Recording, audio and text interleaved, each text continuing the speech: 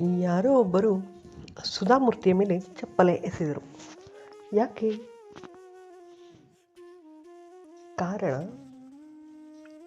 ಹೀಗೆ ಇನ್ಫೋಸಿಸ್ ಫೌಂಡೇಶನ್ ಮೂಲಕ ಸಮಾಜ ಸೇವೆ ಮಾಡುವಾಗ ಸುಧಾಮೂರ್ತಿಯವರು ಉತ್ತರ ಕರ್ನಾಟಕದ ದೇವದಾಸಿ ಪದ್ಧತಿಯನ್ನು ನಿರ್ಮೂಲನೆ ಮಾಡಲು ನಿರ್ಧರಿಸಿದರು. ಅವರು ಆ ಮಹಿಳೆಯರ ಬಳಿ ಹೋದಾಗ ಅವರು ಸುಧಾಮೂರ್ತಿಯವರ ಮೇಲೆ ನಂಬಿಕೆ ಇಡಲಿಲ್ಲ. ನೀನು ಶ್ರೀಮಂತ ಸ್ತ್ರೀ, ನಿನಗೆ ನಮ್ಮ ಕಷ್ಟ ಏನು ಗೊತ್ತು ಎಂದು ಜಗಳವಾಡಿ ಅವರ ಮೇಲೆ ಚಪ್ಪಲಿ ಮತ್ತು ಟೊಮೆಟೊಗಳನ್ನು ಎಸೆದಿದ್ದರು. ಸಾಮಾನ್ಯವಾಗಿ ಯಾರಾದರೂ ಹೀಗೆ ಮಾಡಿದರೆ ಅಲ್ಲಿಂದ ಹೊರಟು ಹೋಗುತ್ತಾರೆ. ಆದರೆ ಸುಧಾಮೂರ್ತಿಯವರು ಧೃತಿಗೆಡಲಿಲ್ಲ.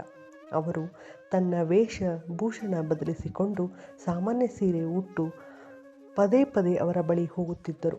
ಅವರ ಭಾಷೆಯಲ್ಲೇ ಮಾತಾಡಿ ಅವರ ಕಷ್ಟಗಳನ್ನು ಆಲಿಸಿದರು.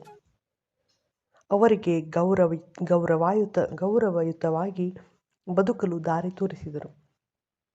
ಬ್ಯಾಂಕ್ ಲೋನ್ ಕೊಡಿಸಿದರು. ಅವರಿಗೆ ಹೊಲಿಗೆ ಯಂತ್ರಗಳನ್ನು ವಿತರಿಸಿದರು. ಸ್ವಾವಲಂಬಿಗಳಾಗುವಂತೆ ಮಾಡಿದರು. ಅವರ ಮಕ್ಕಳಿಗೆ ಶಿಕ್ಷಣದ ವ್ಯವಸ್ಥೆ ಕೂಡ ಮಾಡಿದರು. ಕೆಲವು ವರ್ಷಗಳ ನಂತರ ಸುಮಾರು 3,000ಕ್ಕೂ ಹೆಚ್ಚು ದೇವದಾಸಿಯರು ಸೇರಿ ಸುಧಾಮೂರ್ತಿಯವರಿಗೆ ಒಂದು ದೊಡ್ಡ ಸಮಾರಂಭ ಏರ್ಪಡಿಸಿದರು. ಅಲ್ಲಿ ಆ ಮಹಿಳೆಯರು ತಾವು ಕಷ್ಟಪಟ್ಟು ದುಡಿದ ಹಣದಿಂದ ಸುಧಾಮೂರ್ತಿಯವರಿಗೆ ಒಂದು ಸ್ಮರಣಿಕೆಯನ್ನು ನೀಡಿ, ನೀವು ನಮ್ಮ ಪಾಲಿನ ತಾಯಿ ಎಂದು ಕಣ್ಣೀರಿಟ್ಟರು. ನಾವು ಒಂದು ಒಳ್ಳೆಯ ಕೆಲಸ ಮಾಡುವಾಗ ಆರಂಭದಲ್ಲಿ ವಿರೋಧ ಬರುವುದು ಸಹಜ. ಆದರೆ ನಾವು ತಾಳ್ಮೆಯಿಂದ ಕೆಲಸ ಮುಂದುವರಿಸಬೇಕು ಅಷ್ಟೇ. ಈ ವಿಡಿಯೋ ನಿಮಗೆ ಇಷ್ಟವಾದಲ್ಲಿ ಶೇರ್ ಮತ್ತು ಲೈಕ್ ಮಾಡಿ. Thank you. ನಾನು ನಿಮ್ಮ ಪೂಜಾ KM.